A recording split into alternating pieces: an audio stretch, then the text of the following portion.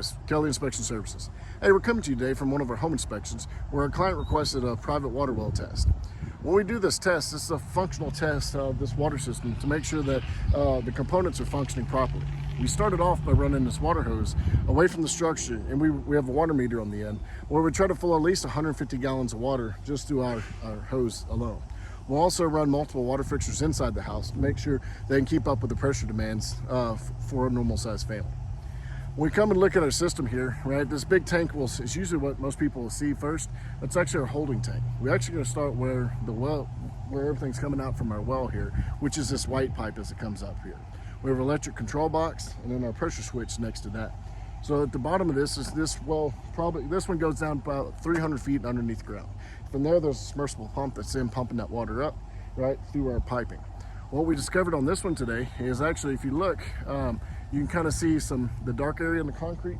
That's actually water that's leaking in two different places. We got water leaking here close to the pressure control switch, and then right as it goes into our holding tank, there's an elbow that somewhere at that connection is leaking as well.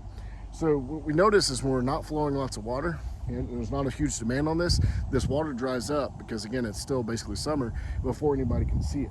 By us doing this and kind of stressing the system with our functional test, we're able to expose that and, like I said, find out that there's connections as it comes out of the wellhead that are rusting out. So this is going to trigger us to then recommend getting a weld professional out to look at that and possibly replace some of those components.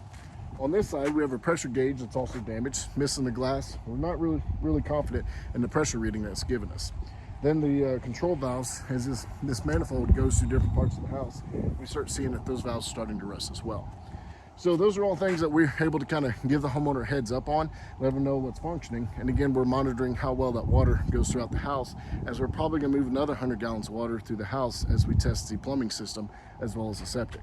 Now, the most important part of this system is once we're done with this, towards the end of the inspection, we're going to take our water sample. One thing we have to be worried about with our water wells is coliform bacteria building up in there. Right? And so we're going to take this sample, we'll cap it off, secure it. This is a special container from our lab that we use, and our lab's going to examine it. We'll drop it off in the morning, and in 24 hours they're going to contact us and let us know if this is contaminated with bacteria.